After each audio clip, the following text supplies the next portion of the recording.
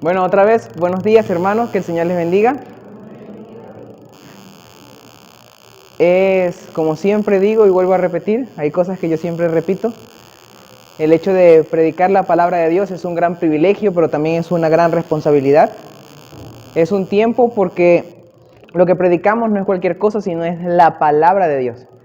Entonces, bueno, pongamos sumamente atención a lo que hoy Dios tiene para ustedes y le pido al Señor Todopoderoso que Él sea hablando a través de mí y no sea yo hablando a través de mis propios conocimientos. Vamos a orar, hermanos, para dejar este tiempo en las manos de Dios. Amantísimo Señor, Creador del cielo y de la tierra, te damos gracias por tu amor infinito, por tu infinita misericordia para con nosotros. Gracias, Señor, porque nos amas en gran manera y nos cuidas de todo mal. Gracias, Señor, porque me permites en este momento, Dios, predicar tu palabra, exponer tu palabra, Dios mío. Te pido, Señor, que tú seas hablando a través de mí, que tú, Señor, seas dirigiéndome y que no sea hablando yo con mis propias palabras, sino que sean tus palabras, Espíritu Santo de Dios, en mi boca.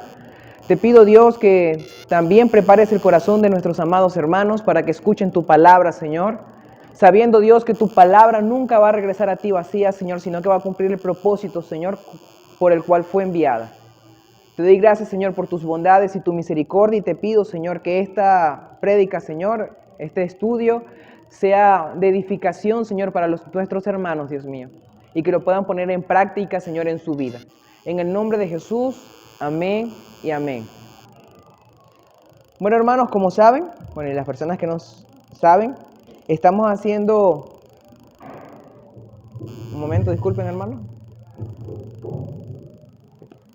Estamos haciendo un estudio de la epístola a los Filipenses, donde hemos visto varios temas. En este capítulo 4 hablamos primeramente del gozo, hablamos de cómo el apóstol Pablo compara a la vida cristiana como un soldado que está dispuesto a dejar todas las cosas y hace un llamado a estar firmes. También nos muestra ciertas instrucciones de qué debemos hacer cuando los hermanos tienen algunos problemas entre ellos, y nos muestran cómo el orgullo puede dividir una iglesia y cómo nosotros debemos responder con gozo, alegría, procurando la paz entre nuestros hermanos. La semana pasada estuvimos hablando específicamente del afán, de la angustia, de esos momentos donde parece todo estar gris, donde queremos hacer todo por nuestras propias fuerzas. Y la recomendación del apóstol Pablo es que nosotros confiemos en Dios, que nosotros oremos y vayamos en oración a nuestro Padre, porque así Dios va a enviar su paz que sobrepasa todo entendimiento y va a arropar nuestros corazones. Es lo que dice el apóstol Pablo. Esto es una sección ya final, donde Pablo da las instrucciones finales a la iglesia de Filipenses, instrucciones para que ellas puedan crecer en el Señor. Hoy nos toca el versículo 8 y el versículo 9, pero antes hay un tema que siempre me gusta hablar, es un tema que es parte de la historia, es un tema que yo veo siempre, y es el hecho y la influencia que tienen los pensamientos en la historia, en los grandes movimientos históricos a través del tiempo. Vino un hombre, un filósofo muy famoso llamado René Descartes, y en una ocasión dijo: primero pienso y luego existo. René Descartes había entendido que el pensamiento en la vida diaria, en la vida natural, tiene una influencia en todo lo que nosotros hacemos. Entendiendo principalmente que esta frase viene por el hecho de, y lo difícil que es nosotros saber qué es la verdad. Uno de los principales problemas filosóficos que vemos a lo largo del mundo es ese: ¿qué es la verdad? Los filósofos llegaron a la conclusión de que la verdad es aquello que corresponde a la realidad, pero salió y surgió otra pregunta, que es: ¿qué es la realidad? Muchos filósofos a lo largo del tiempo han tratado de responder esta pregunta. Muchos afirman que la realidad se puede comprender a través de nuestros sentidos. Otro dice que nuestros sentidos no son lo suficientemente buenos para confiar plenamente en ellos. Y así, hay muchos pensamientos que a lo largo de la historia otras personas piensan que la verdad se puede saber, que la realidad la podemos conocer a través de los sentimientos, de lo que nosotros, de nuestra propia autopercepción, que es algo que se ve mucho hoy en día. Y a lo largo de toda la historia, estos diferentes pensamientos, corrientes filosóficas han afectado el mundo sin igual. Casi cualquier movimiento filosófico, cualquier movimiento en el mundo, ya sea económico, político, surge del pensamiento de ciertas personas. Por ejemplo, tenemos dos posiciones económicas que hoy en día, y no solamente hoy, desde hace años, ha dividido el mundo, lo que es el comunismo por un lado y el capitalismo por el otro. Son dos corrientes, dos formas de pensar de manera diferente, opuestas entre sí, que ha hecho grandes guerras y ha causado grandes conflictos a nivel mundial. Tenemos otros pensamientos, por ejemplo, tenemos el humanismo, comparado con cuando colocamos a Dios por el centro de nosotros. Y eso fue algo que se vio. El Renacimiento justamente nace porque las personas a través de la Reforma Protestante decidieron colocar a Dios en el centro, pero todo empieza a ir en declive cuando las personas sacan a Dios, como ha pasado últimamente, sacamos a Dios de nuestras escuelas, sacamos a Dios de nuestras vidas y colocamos el humanismo, colocamos al hombre como centro de todas las cosas, haciendo que nuestras pasiones tengan rienda suelta y no tengamos a un Dios soberano, o eso es lo que piensa el hombre, que dirija sus acciones y juzgue sus acciones. Y no solamente eso, hay muchos otros movimientos. El movimiento feudal, por ejemplo, por un tiempo, algo que chocó mucho era que la base de las riquezas se creía, y era la forma de pensar de muchas personas, entre esas Voltaire, que las bases de las riquezas estaban en las tierras. Entonces las personas, y ese fue el tiempo de los terratenientes o los señores feudales, tenían grandes extensiones de tierra, las alquilaban a otras personas con el fin de que estas personas trabajaran sus tierras, pero estas personas también se veían, no sacaban los lucros suficientes para ellos poder vivir. Y vemos que el pensamiento en la vida, en cualquier área de nuestra vida, ha cambiado el mundo. La forma de pensar, desde pequeñas ideas, como por ejemplo una vez Nicolás Copérnico tuvo la idea, no tenía ninguna prueba científica, solamente algunas observaciones y nada más, de que el mundo, el planeta Tierra no era el centro del universo. Y eso después fue probado por Galileo Galilei, un día que agarró un catalejo y lo apuntó hacia el cielo y se dio cuenta que las observaciones astronómicas no daban muestra de que la Tierra era el centro del universo. Pequeños pensamientos, pequeños sueños, pequeñas ideas que entran en nuestras mentes son capaces de cambiar por completo el curso de la historia. Por último, algo que nosotros podemos ver, nosotros venimos hace pocas décadas atrás de un movimiento científico donde la ciencia avanzó mucho en el siglo pasado, en el siglo XX. Vemos grandes pensadores, grandes científicos como Albert Einstein,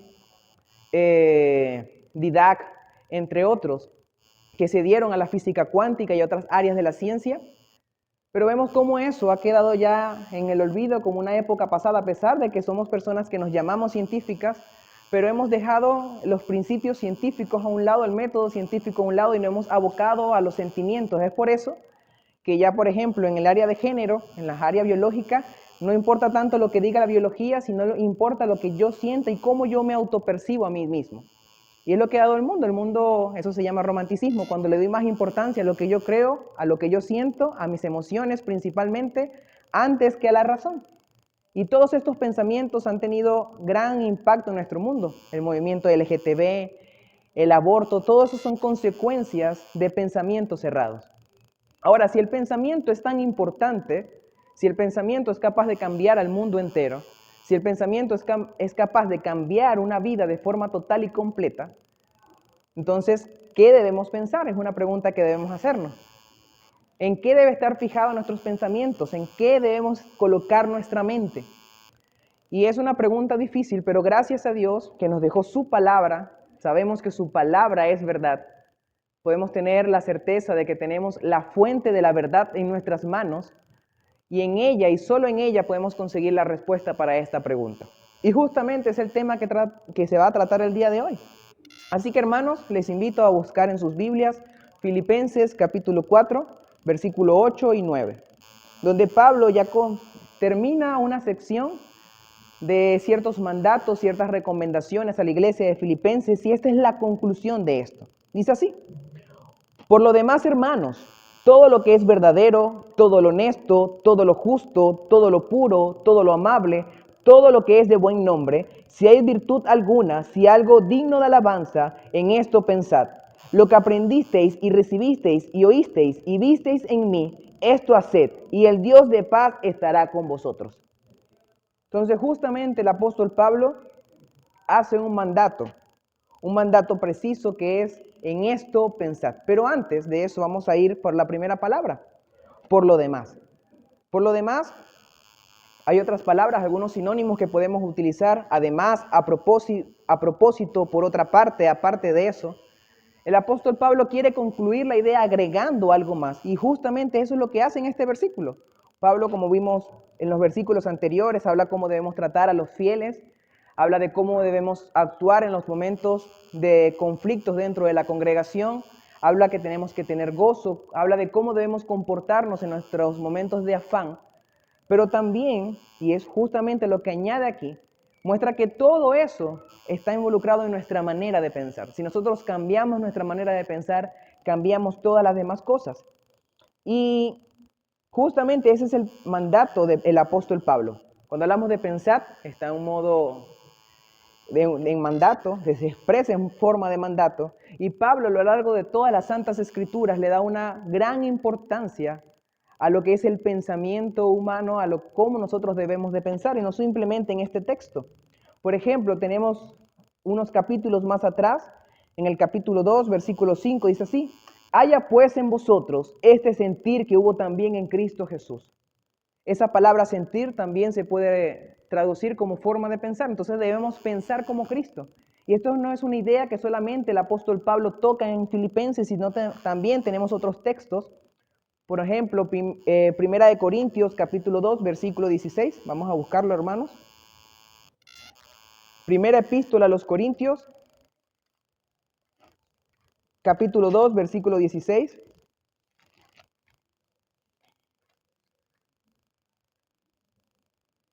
Dice así: porque ¿quién conoció la mente del Señor? ¿Quién la instruirá? Mas nosotros tenemos la mente de Cristo. El apóstol Pablo muestra que toda aquella persona que ha creído en Cristo Jesús como su único y suficiente Salvador, se ha arrepentido de sus pecados y ha depositado su confianza en el Señor, tiene la mente de Cristo en él. Nosotros debemos pensar como Cristo, hemos sido capacitados por el mismo Dios para pensar como Cristo Jesús. Pero también es una verdad que no es una realidad en la vida de muchos cristianos, sino el apóstol Pablo no tendría que hacer el llamado a estos hermanos en la iglesia de Filipenses a que pensaran como Cristo Jesús, en el capítulo 2, versículo 5, que tengan este mismo sentir que hubo también en Cristo Jesús, o no le hubiera hecho ese mandato de pensar, y justamente especifica cómo debe pensar un cristiano, cómo debe pensar una persona que ha decidido entregar su vida por completo al Señor. También tenemos otros versículos, tenemos Colosenses capítulo 3, versículo 2. Colosenses capítulo 3, versículo 2, dice así: poned la mira en las cosas de arriba, no en la tierra. Esa palabra poned en la mira en el original también puede hacer referencia a la forma de pensar y hace referencia a eso.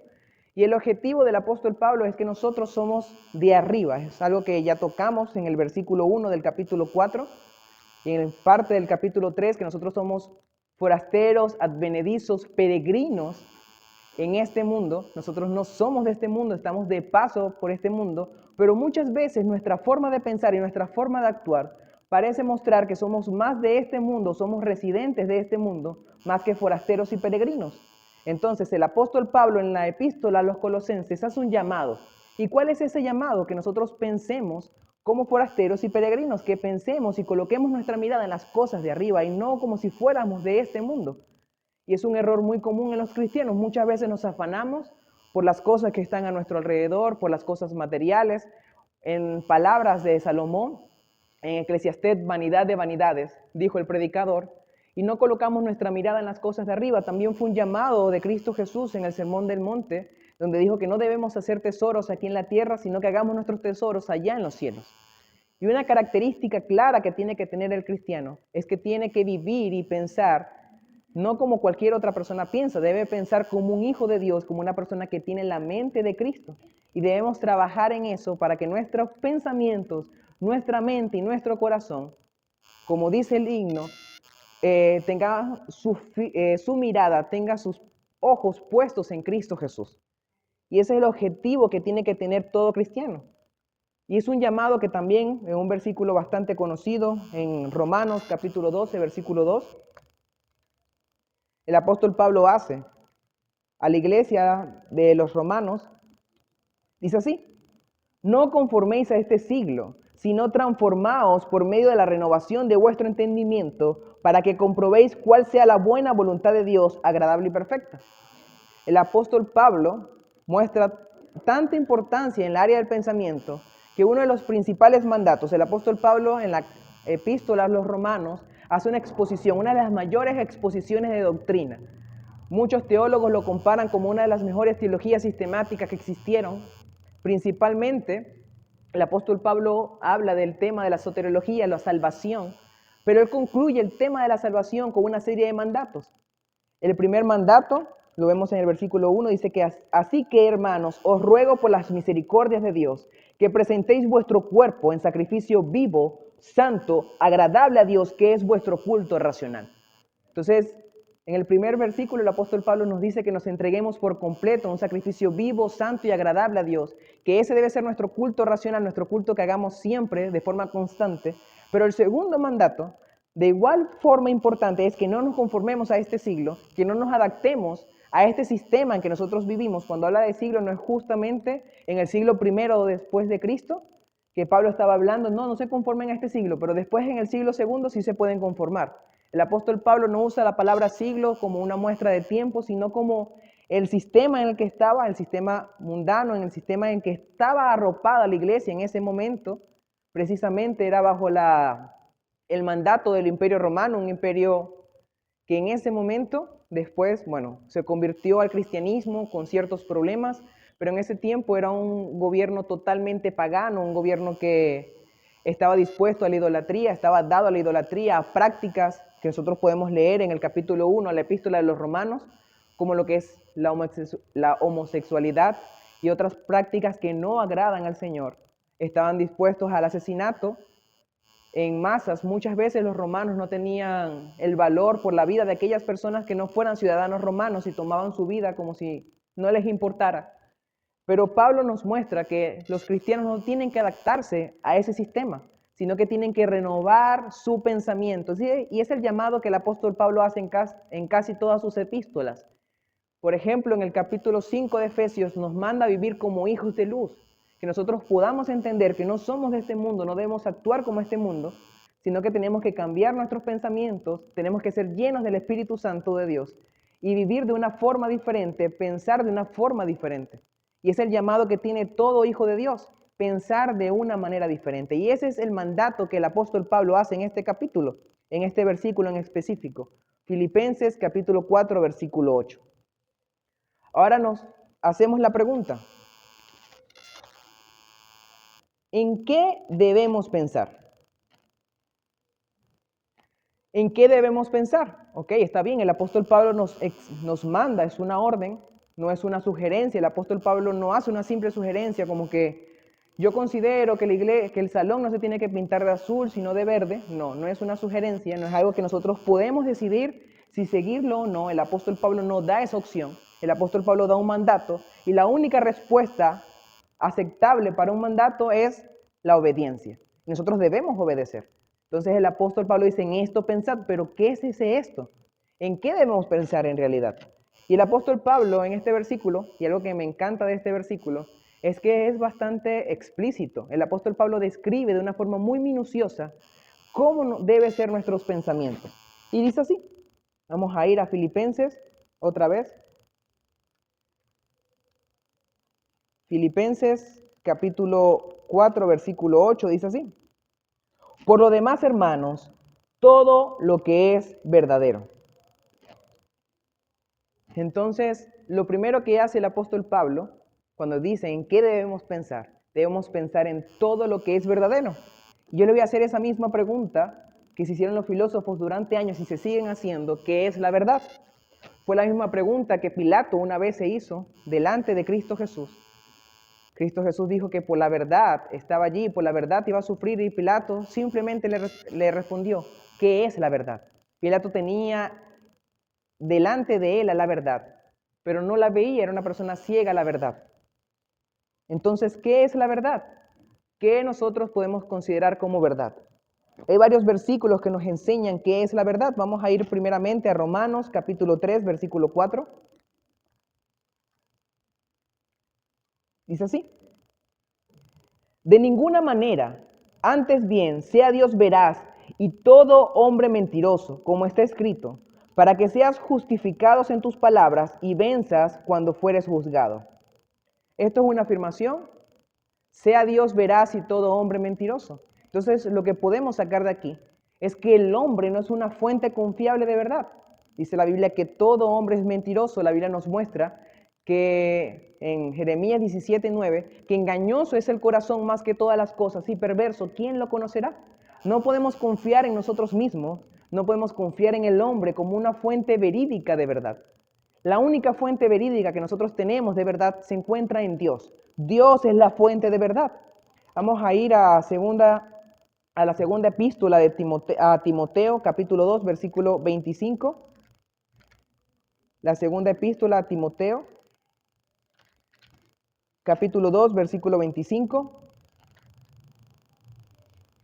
Dice lo siguiente: que con mansedumbre corrija a los que se oponen, por si, repito, disculpen hermanos, que con mansedumbre corrija a los que se oponen, por si quizá Dios le conceda que se arrepientan para conocer la verdad. Es otro versículo que afirma que la verdad viene de Dios. Y es algo, cuando nosotros conocemos la verdad, es algo que Dios nos concede, es un don que Dios nos da. El hecho de que nosotros podamos tener la palabra de Dios en nuestras manos y podemos entender la verdad, muchas personas escuchan la verdad, como fue el caso de Poncio Pilato, que se los coloqué en un momento, tenía la verdad delante de él. En su frente tenía el Rey de Reyes y Señor de Señores, pero no conoció la verdad. Y es un don de Dios, es algo que da Dios, el hecho de que nosotros podamos conocer la verdad. Tenemos otros versículos, en este caso habla de Dios Padre como la fuente de verdad, pero también el Hijo, Dios mismo. Efesios capítulo 4, versículo 20 al 21, dice así: mas vosotros no habéis aprendido así a Cristo, si en verdad le habéis oído y habéis sido por él enseñados conforme a la verdad que está en Jesús.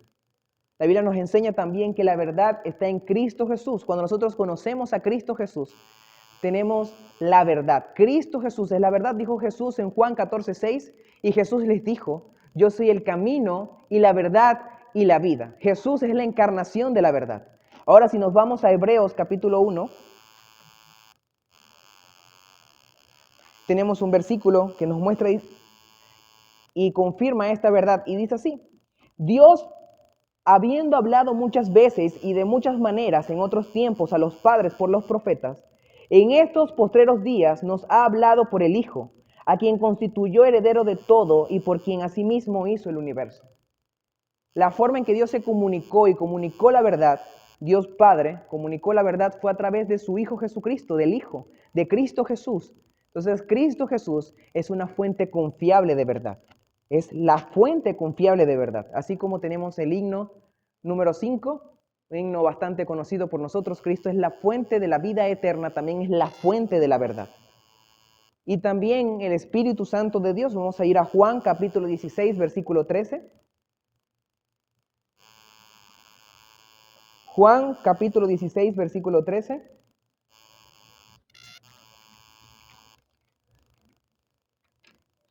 Juan 16, 13 dice así: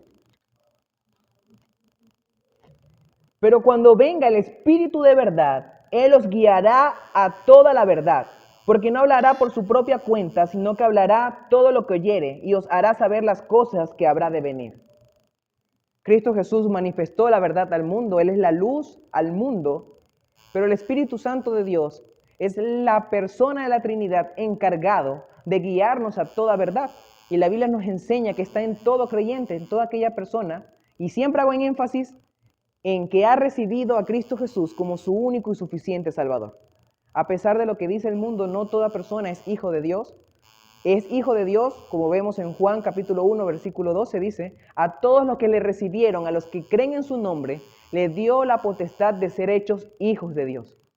Solamente para los hijos de Dios el Espíritu Santo vive en ellos, mora en ellos, Y es una guía, es la guía que nos va a guiar a toda verdad. Es por eso que muchas personas, usted la ve, y han leído la Biblia 5, 6, 7 veces y no la entienden. Y se esfuerzan por entender las Santas Escrituras, pero no la van a entender hasta que el Espíritu Santo de Dios more en ellos y los guíe a toda verdad. Es por eso que siempre cuando nosotros leemos, no tenemos la Biblia como un simple libro de historia, no tenemos la Biblia como un libro más donde nosotros podemos aprender y sacar conocimiento, y es un peligro. Algo que siempre se nos decía en el Instituto Bíblico era ese peligro que existe en ver la Biblia como un simple libro, un libro más donde nosotros aprendemos, un libro sabio, donde nosotros podemos sacar sabiduría, y así lo ven muchas personas. La mayoría de los poetas, por ejemplo, leen la Biblia como fuente de inspiración, pero no lo leen como si fuera la palabra de Dios, una palabra viva y eficaz, de acuerdo a Hebreos capítulo 4, versículo 12. Y es viva y eficaz porque el mismo Espíritu Santo de Dios la hace vida en nosotros. Y solamente de esa forma podemos conocer la verdad. Entonces ya tenemos que la fuente de la verdad es Dios mismo. En las tres personas de la Trinidad, Dios, un Dios en tres personas, todos con una misma esencia, pero tres personas diferentes. Esa es la fuente de la verdad. No hay verdad fuera de Dios, como ya les mostré. Si un hombre llegara a decir alguna verdad, es porque Dios se lo ha concedido y viene de Dios y no de él. De nosotros no puede salir nada bueno y todo lo bueno que sale proviene de Dios. Dijo una vez Juan Calvino, en una ocasión dijo: todo lo malo que vean en mí soy yo mismo actuando. Todo lo bueno que vean en mí es Cristo a través de mí. Entonces todo lo bueno que yo pudiera decir en esta mañana es Cristo a través de mí, no viene de mí. La verdad solamente proviene de la palabra de Dios. Entonces tenemos Juan 17, 17. Jesús está orando al Padre por sus discípulos y por los que han de creer después de ellos. Y una de sus peticiones fue esta: santifícalos en tu verdad. Tu palabra es verdad. Entonces Dios mismo ha declarado en su palabra que es verdad. Además, Dios es un Dios que no puede mentir. Lo opuesto a la verdad es la mentira. Y si algo Dios no puede hacer es mentir. Dios no puede ir en contra de su propia naturaleza. Dios es omnipotente, Dios puede hacer todo, y lo único que hace que Dios no haga algo es su propia naturaleza. La naturaleza de Dios le impide mentir porque Dios es un Dios santo. Si Dios miente, deja de ser santo y pierde uno de sus atributos. Dios es un Dios santo y veraz. Y vuelvo a repetir, como dice Romanos 3, versículo 4, dice: sea Dios veraz y todo hombre mentiroso. Tenemos en la segunda epístola de Pedro, capítulo 1, versículo 19.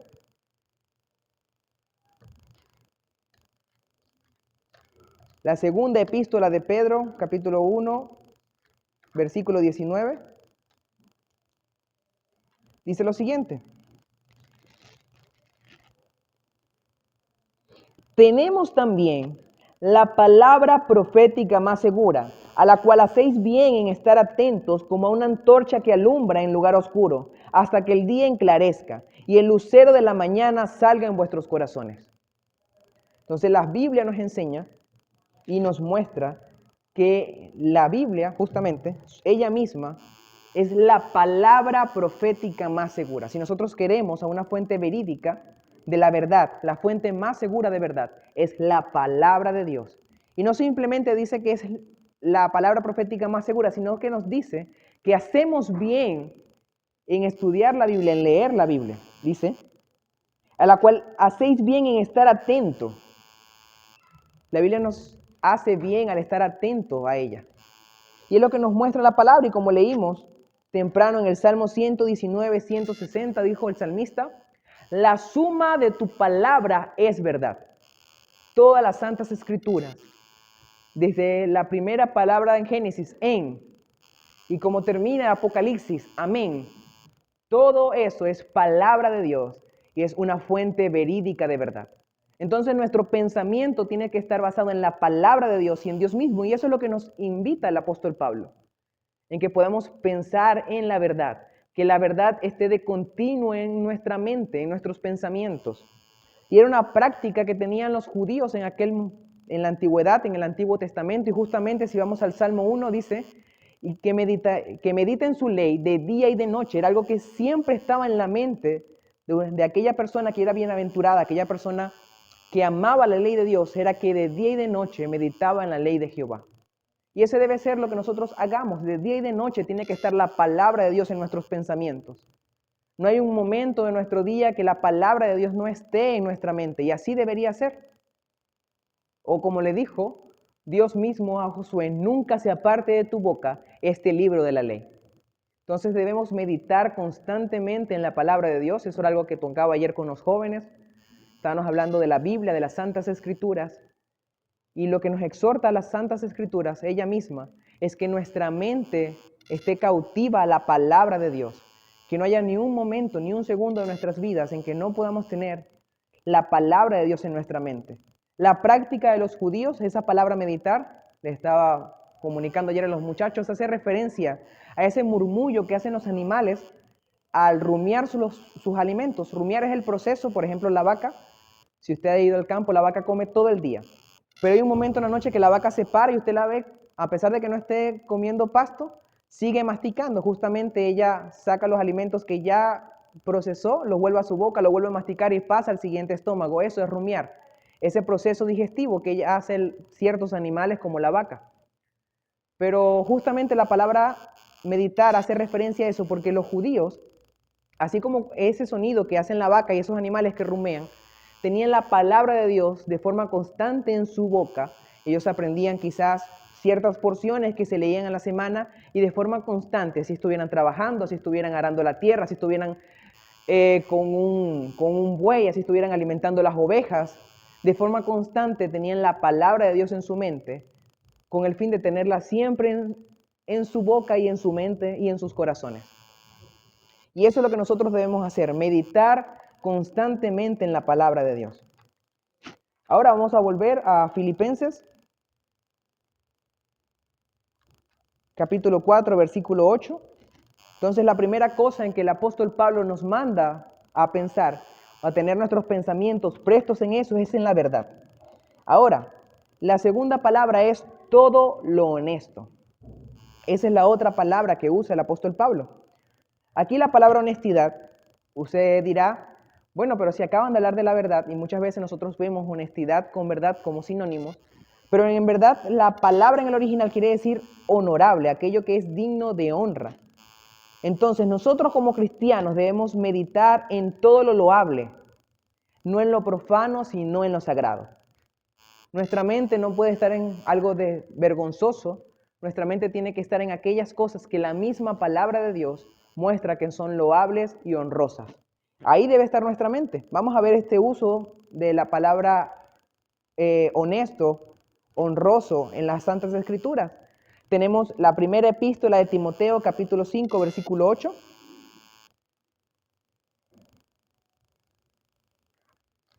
Primera epístola de Timoteo, capítulo 5, versículo 8. Dice así.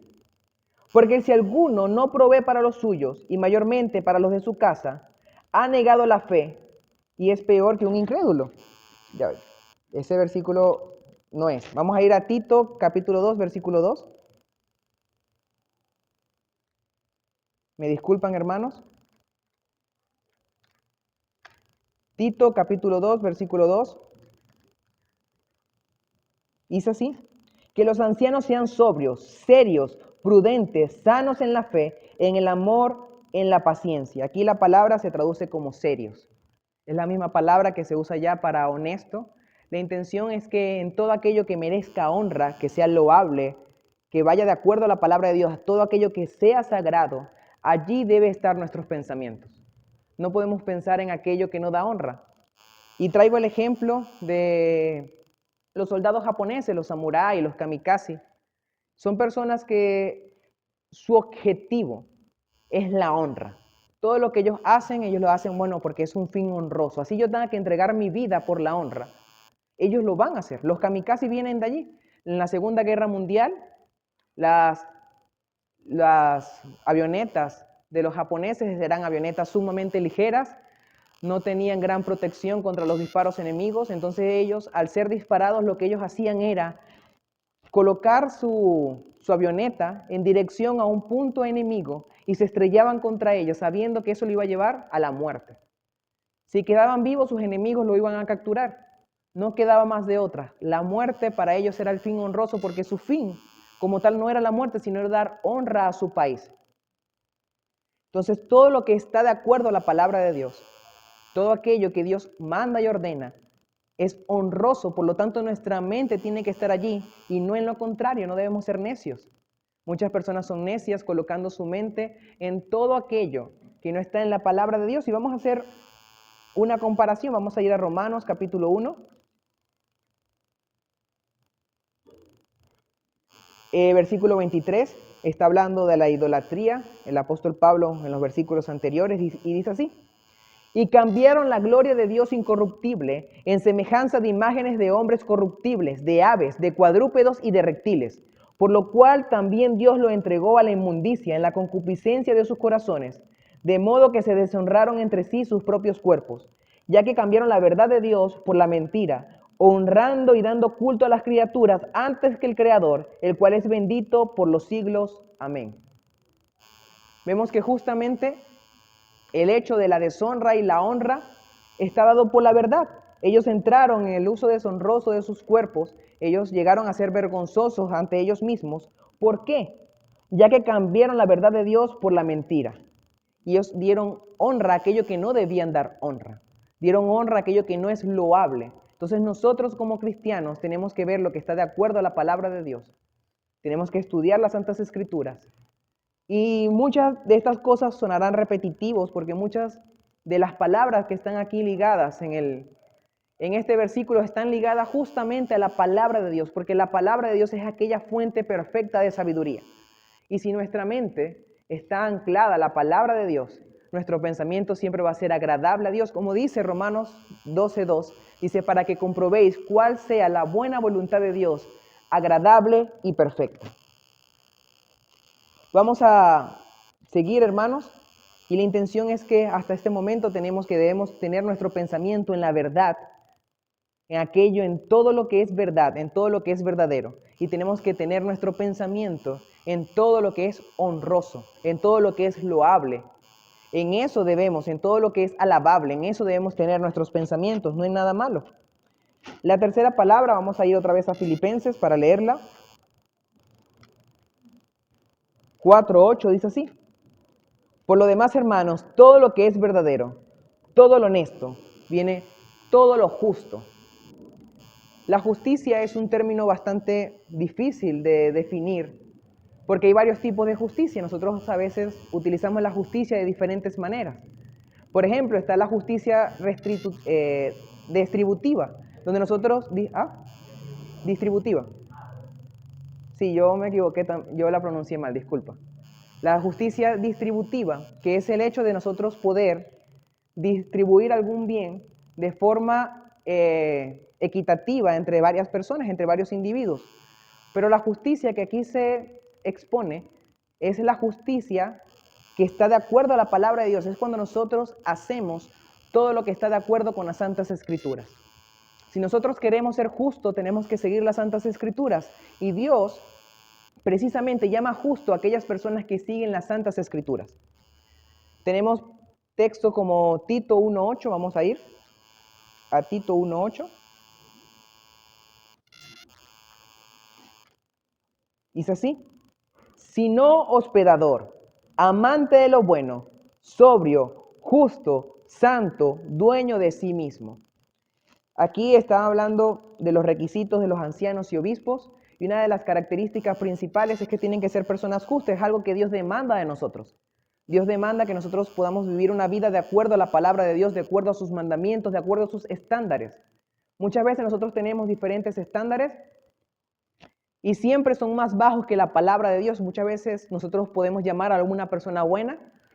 No, esa es una buena persona, eso ayuda a los pobres, pero delante de Dios no hay ni uno. No hay ni una persona buena, dice la Biblia, que no hay justo ni a uno, ni quien entienda, ni quien busque a Dios. No hay ni una persona que viva su vida de acuerdo a la palabra de Dios. Pero nosotros tenemos que esforzarnos en pensar en eso, y no simplemente pensar, sino en actuar en eso. Ahorita vamos a ver cómo debemos poner en práctica todo esto. Tenemos el Salmo 15, vamos a ir al Salmo 15.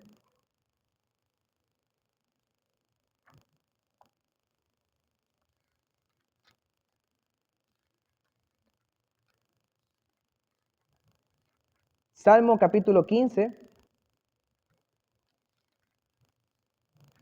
Dice lo siguiente, tiene ese título, los que habitarán en el monte santo de Dios. Dice, y el salmista se hacía esta pregunta, un salmo de David, David se hacía esta pregunta. Jehová, ¿quién habitará en tu tabernáculo? ¿Quién morará en tu santo monte? Esas son las preguntas que se hacía David en ese momento. Y vamos a ver la respuesta, dice así. El que anda en integridad y hace justicia y habla verdad en su corazón. El que no calumnia con su lengua, ni hace mal a su prójimo, ni admite reproche alguno contra su vecino. Aquel a cuyos ojos el vil es menospreciado, pero honra a los que temen a Jehová. El que aun jurando en daño suyo, no por eso cambia. Quien su dinero no dio a usura, ni contra el inocente admitió cohecho. El que hace estas cosas, no resbalará jamás. Entonces la Biblia nos muestra que la justicia es un requisito para entrar delante de la presencia de Dios. Sabemos que nuestra vida nunca va a ser lo suficientemente justa para entrar delante de la presencia de Dios. Es un problema que los trata las Santas Escrituras, que trata justamente Romanos capítulo 3, donde vimos que sea Dios veraz y todo hombre mentiroso, justamente está tratando el problema de que todos los hombres son pecadores, todos los hombres son mentirosos, no hay ninguna persona justa, pero también nos muestra que somos justificados delante de la presencia de Dios por Jesucristo nuestro Señor. Justificados, dice el capítulo 5, versículo 1 de la epístola a los Romanos, dice, justificados pues por la fe tenemos paz para con Dios. El hecho es que nosotros tenemos que empezar a vivir y a manifestar en nuestras vidas la justicia que ya se nos otorgó por medio de Cristo Jesús. Cristo Jesús nos dio su justicia. Él vivió una vida santa y perfecta, una vida que nosotros debimos haber vivido, pero también sufrió las consecuencias que nosotros debimos haber sufrido. Dice la Biblia en 2 a los Corintios, capítulo 5, versículo 21, que al que no conoció pecado, por nosotros se hizo pecado para que nosotros fuésemos hechos justicia de Dios en él. Nosotros somos justificados y como dijo Dios a Abraham, que su fe le fue contada por justicia. Cuando nosotros creemos en Cristo Jesús, nuestra fe, el hecho de depositar nuestra confianza en Dios, que como nos muestra Efesios capítulo 2, no es algo que proviene meramente de nosotros, sino que es un don de Dios, algo que Dios nos otorga. El hecho de confiar en Él, el hecho de confiar en Dios, es un regalo de Dios mismo. Él nos capacita a través de su Santo Espíritu para que nosotros depositemos nuestra confianza en Él. 5:21, hermano. La segunda epístola de los Corintios, capítulo 5, versículo 21, nos muestra que nosotros somos justificados por Cristo Jesús. Pero siempre está el reto del apóstol Pablo, y nosotros lo vamos a ver en casi todas sus epístolas, donde el apóstol Pablo une la doctrina de la justificación, une la doctrina de la salvación solamente por fe, con una vida práctica que nosotros debemos de vivir. Nosotros tenemos que manifestar esa justicia que Dios colocó en nosotros, en nuestra cuenta, la debemos manifestar en nuestra vida. ¿Y cómo vamos a actuar en justicia si nuestro corazón y nuestros pensamientos no están en justicia? Si nuestro corazón y nuestros pensamientos no están en la palabra de Dios, que es la muestra máxima de justicia. Es por eso que decía el salmista en el Salmo 119, versículo 11, dice, en mi corazón he guardado tus dichos para no pecar contra ti. El hecho de que él iba a ser santificado iba a ser a través de la verdad. El hecho de que él iba a practicar justicia iba a ser por la verdad. Y siempre y todo va ligado a la verdad de las Santas Escrituras.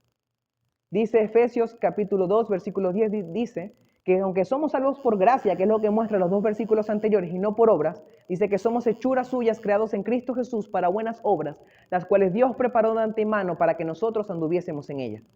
Y esa es la realidad de las Santas Escrituras.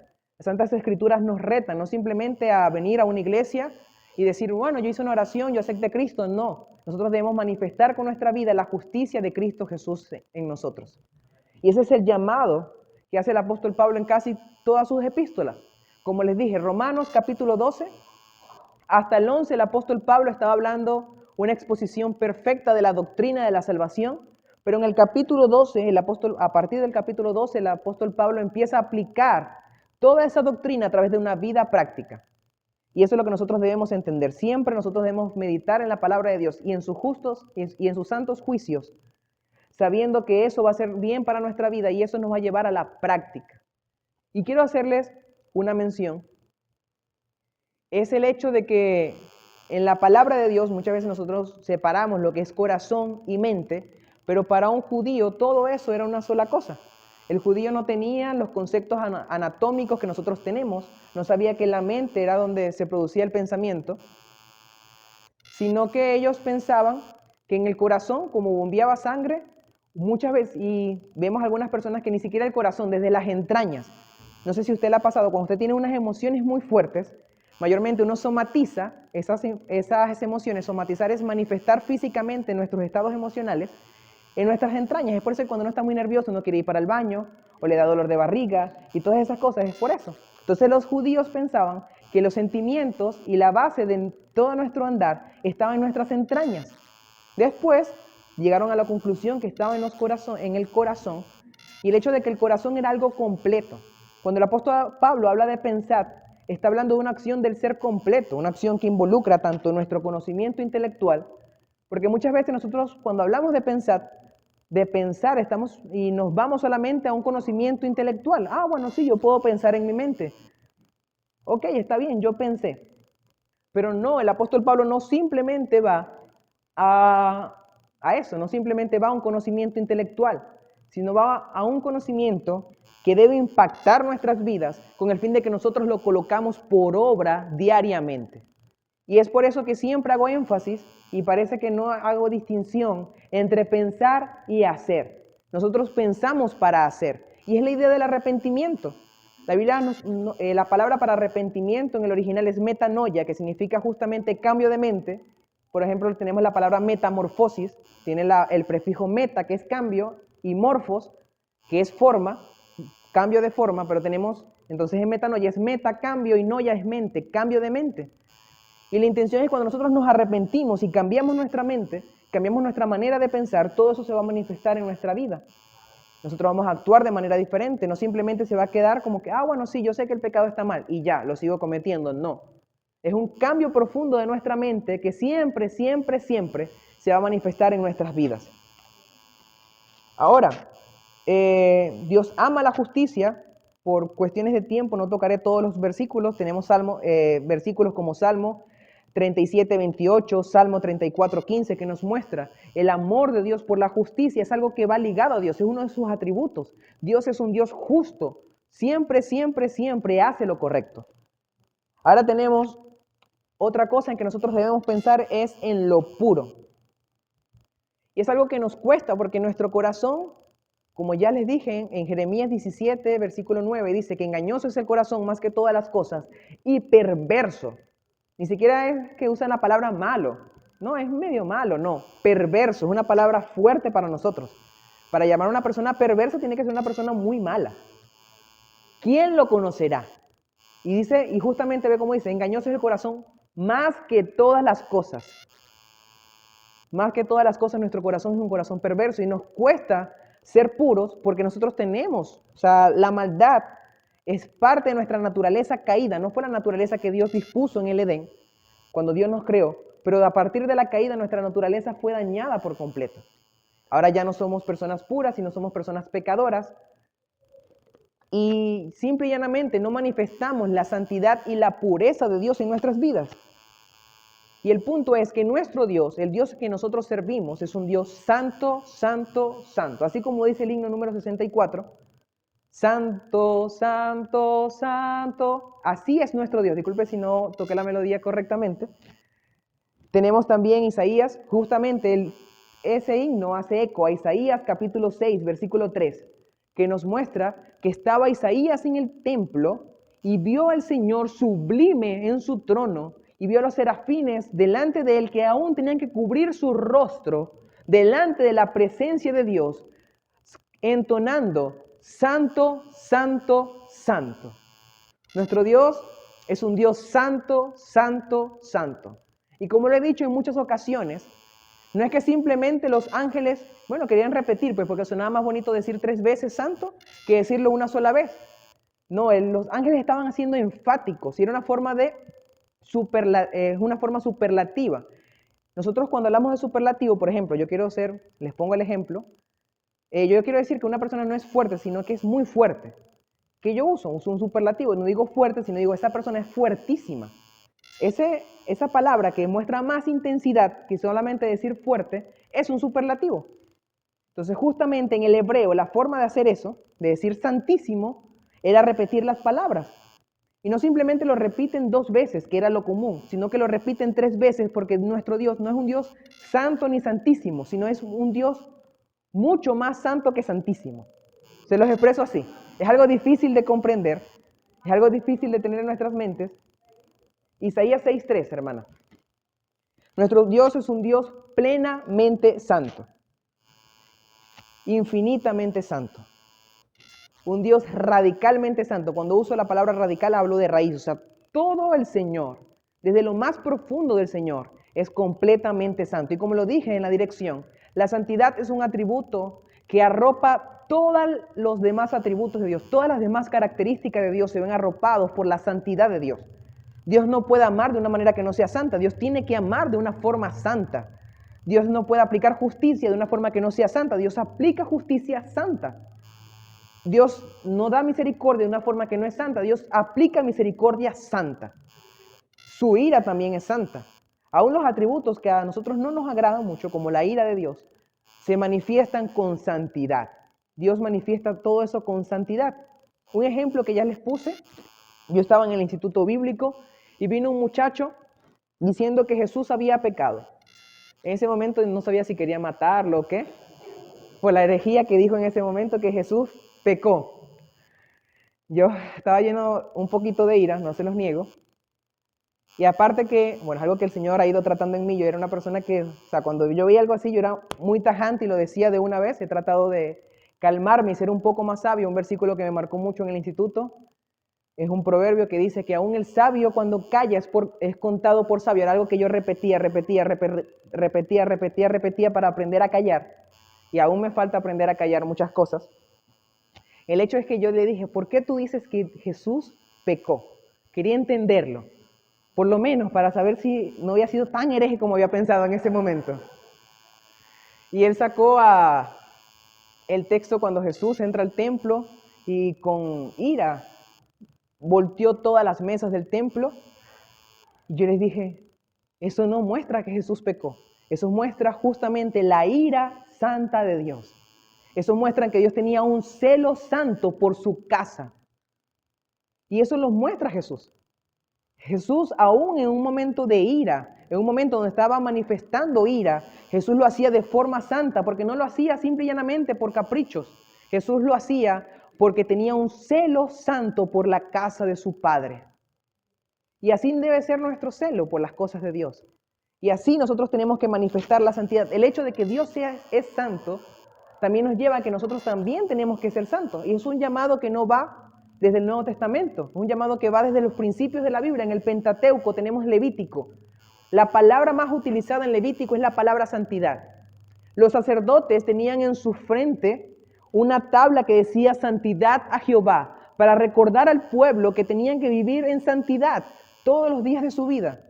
Y varios versículos nos muestran, y precisamente la primera epístola de Pedro, capítulo 1, versículo 16, dice, sed santo, como está escrito, sed santo porque yo soy santo, hace eco a esos textos de Levítico que Dios exigía a su pueblo santidad.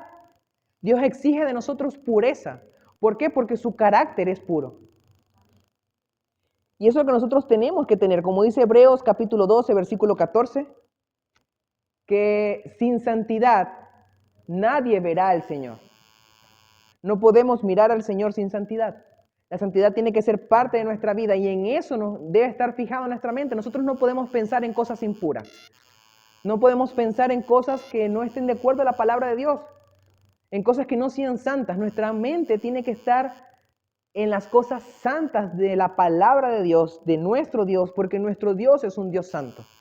No podemos pensar, como piensan muchas personas, que bueno, ellos pueden pasar todo el día viendo basura en la televisión, en internet, viendo videos que no edifican y pensar que eso no los va a afectar y que su vida va a seguir igual. No podemos pensar eso. Si como nosotros pensamos, así vamos a manifestar en nuestras vidas. Si nosotros nos llenamos de cosas que no son puras, vamos a manifestar en nuestra vida cosas que no son puras.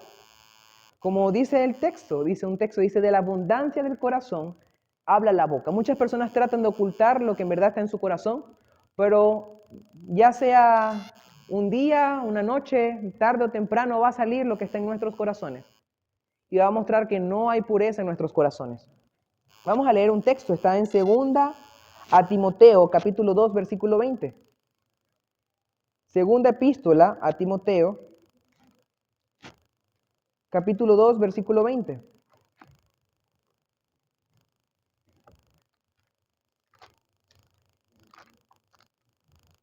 Dice así: pero en una casa grande no solamente hay utensilios de oro y de plata, sino también de madera y de barro, y unos son para usos honrosos y otros para usos viles.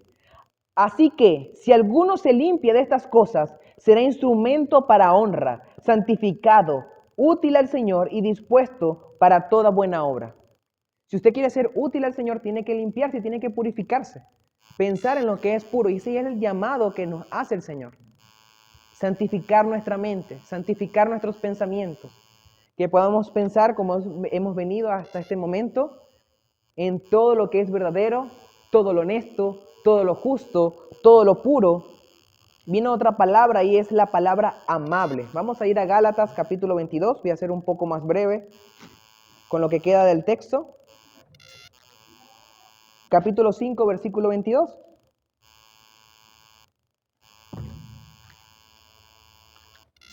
Gálatas capítulo 5, versículo 22. Gálatas está después de Corintios.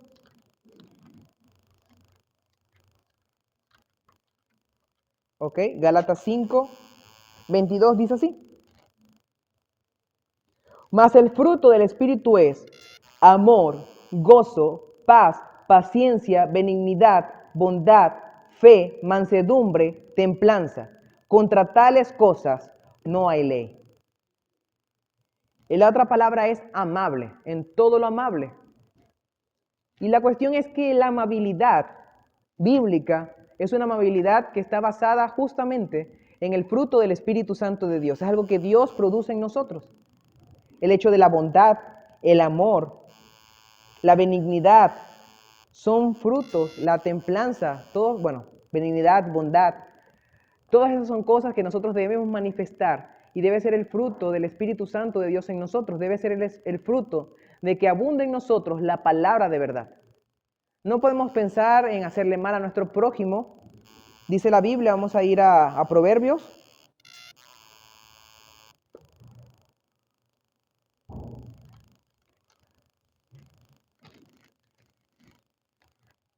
Proverbios, ya les digo el versículo.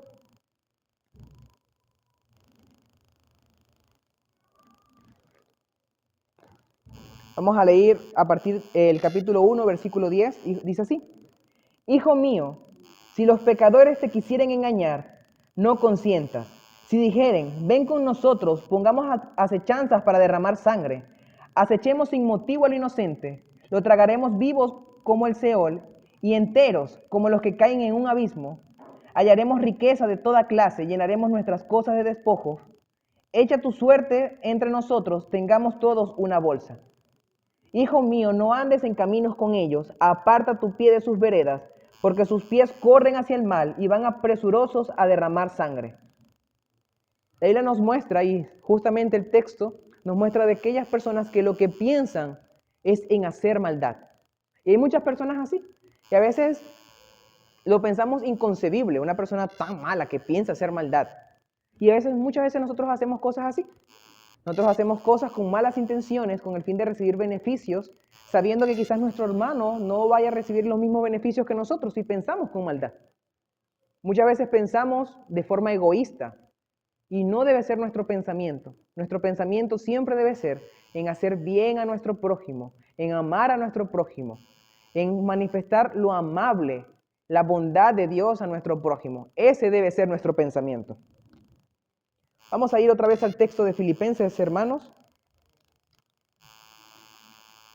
Dice así: por lo demás, hermanos, todo lo que es verdadero, ya hablamos de lo verdadero que está basado en la palabra de Dios, hablamos todo lo honesto que hace referencia a aquello que es honorable, aquello que es digno de loor. Hablamos de todo lo justo, que es cuando nosotros seguimos los preceptos de nuestro Dios. Hablamos de la pureza que está ligada a la santidad. Hablamos de todo lo amable, que es cuando manifestamos la bondad y el amor de Dios a otras personas.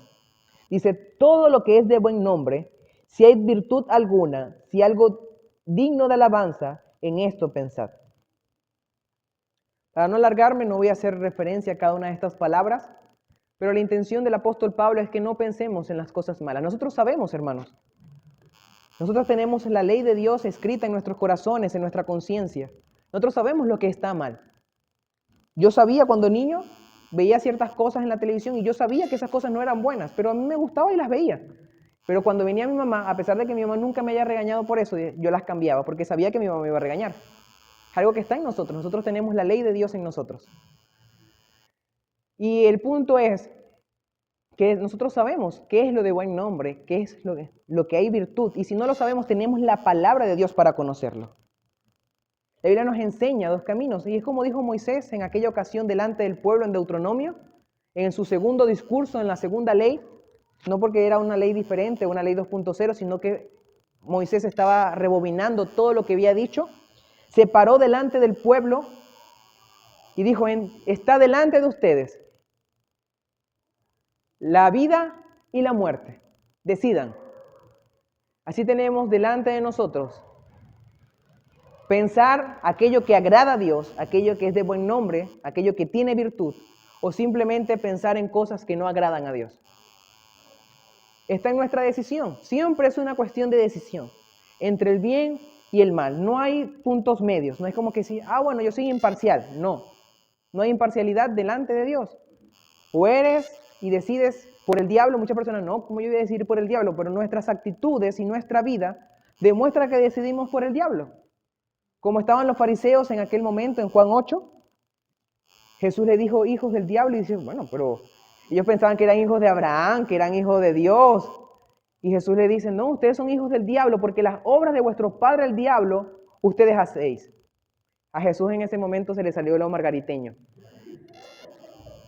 El punto es, hermanos, que tenemos delante de nosotros eso. Un hijo de Dios no puede pensar como una persona más en el mundo. Un hijo de Dios no puede pensar en las cosas vanas de este mundo. No pueden pensar en aquello que no es puro, en aquello que es profano, en aquello que es una mentira que el mundo nos ha querido vender como verdad. No podemos pensar en eso. Nuestra mente, de día y de noche, tiene que estar en la palabra de nuestro buen Dios y Salvador.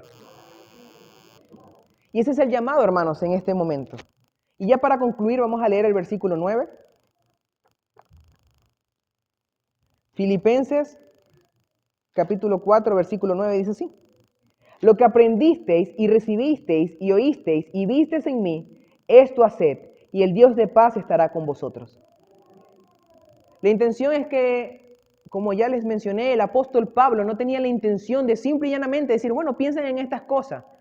Usted va a agarrar una cama, se va a acostar y bueno, se va a poner a pensar en todo lo bueno, en todo lo amable, en las florecitas del campo, en los pajaritos. No. El apóstol Pablo quería cambiar, que los filipenses cambiaran su manera de pensar para que ellos la pudieran manifestar en su vida, que fuera algo práctico en ellos. Y ese es siempre el reto, hermanos, que nosotros tenemos. No ser oidores olvidadizos, sino oidores y hacedores de la palabra de Dios. Es un versículo que le repito domingo tras domingo. Y voy a decir, como dijo el apóstol Pedro en una ocasión, no me cansaré de repetirles estas cosas aunque vosotros las sepáis. Tenemos que aplicar la palabra de Dios, hermanos. Vivamos la palabra de Dios, aprendamos la palabra de Dios, deleitémonos en la palabra de Dios, pensemos en la palabra de Dios, tengamos en nosotros la mente de Cristo Jesús.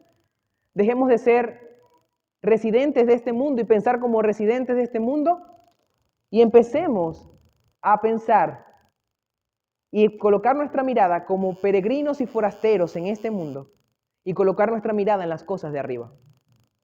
Poner nuestros ojos en Jesús. Hay una ilustración que me acuerdo toda mi vida, estaba yo pequeño, tenía como 6 años, estaba en la iglesia y el pastor estaba hablando justamente de nuestra manera de pensar. Y él puso un ejemplo que es una realidad. A raíz del desastre de Vargas, el gobierno construyó muchas casas con el fin de sacar a las personas de los cerros y dejar ese peligro atrás y que fueran a vivir en la ciudad. Eran casas aún mejores que las que ellos estaban dejando, casas mejor equipadas. Pero al poco tiempo de entregar estas casas al gobierno, las personas simple y llanamente, ¿qué hicieron? Vendieron esas casas y se regresaron a los cerros. ¿Por qué? Porque su mente no estaba adaptada a vivir en una ciudad, su mente estaba en el cerro, allí estaba su mente. Ellos preferían vivir en condiciones precarias, bastante precarias, en vez de vivir la oportunidad que le estaban dando de tener una mejor vida en un mejor lugar con menos peligro. Y así pasa con muchas personas. Y así pasa aún con muchos cristianos. Bueno, personas que se hacen llamar cristianos, diría yo. Que Dios le ofrece la oportunidad de vivir una vida nueva, con mentalidad de reino, del reino de los cielos. Dios ofrece cambiarlos por completo. Y ellos simple y llanamente rechazan eso para volver como el cochino. Después de bañarlo, usted lo puede bañar, lo puede perfumar, lo puede hasta vestir. Pero usted lo suelta y el cochino va a volver a su suciedad. Y así son muchas personas, hermanos. Vivamos la palabra de Dios. Pensemos en la palabra de Dios. Dejemos este mundo, hermanos. Este mundo puede ser atractivo, pero no se compara con la gloria y majestad del Señor Jesucristo. No se compara con la eternidad. No se compara ni esto, hermanos, con la gloria de lo que nos espera, con el galardón que Dios tiene preparado para aquellos que confían en Él. Dejemos nuestra mirada puesta en Jesús. No pensemos en las cosas de este mundo. Limpiemos nuestra mente, purifiquemos nuestra mente, como dice el apóstol Pablo en Romanos 12:2. Vamos a terminar con ese versículo. Yo alargando siempre, dije que iban a terminar con el 9. Ahora voy por Romanos. Romanos capítulo 12, versículo 2. Romanos capítulo 12, versículo 2, hermana. 12:2. Y les dejo con este mandato del apóstol Pablo, dice así: no conforméis a este siglo, sino transformaos por medio de la renovación de vuestro entendimiento, para que comprobéis cuál sea la buena voluntad de Dios, agradable y perfecta. Les dejo con eso, hermano, en mente. No se conformen a este sistema.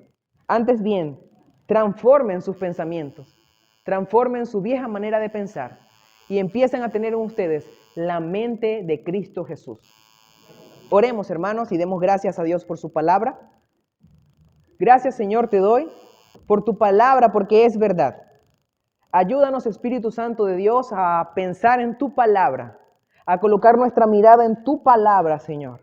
Que amemos tu palabra, que podamos pensar en todo lo honesto, todo lo que es verdadero, todo lo justo, todo lo puro, todo lo amable. Si hay virtud alguna, si hay algo digno de alabanza, en esto pensad, que en eso, Señor, esté nuestra mente, Dios. Que quitemos nuestra mente de este mundo y podamos poner nuestra mente y nuestra mirada en las cosas de allá arriba, en ti. Gracias, Señor, por tus bondades. Gracias, Señor, te doy por tu misericordia, porque son nuevas cada mañana. Y te pido, Señor, que esto no haya sido una prédica más en la mente de muchas personas que tienen un conocimiento intelectual, sino que sea algo que tú, a través de tu Santo Espíritu, Señor, toques sus corazones de forma profunda y produzcas en ellos cambios, Señor, cambios visibles, que podamos poner nuestra mirada en ti todos los días de nuestra vida. Gracias, Señor, por tu palabra, Señor. No me cansaré de dar gracias por tu palabra, porque ella es verdad. Gracias, Señor, por este tiempo. En el nombre de Jesús, amén y amén.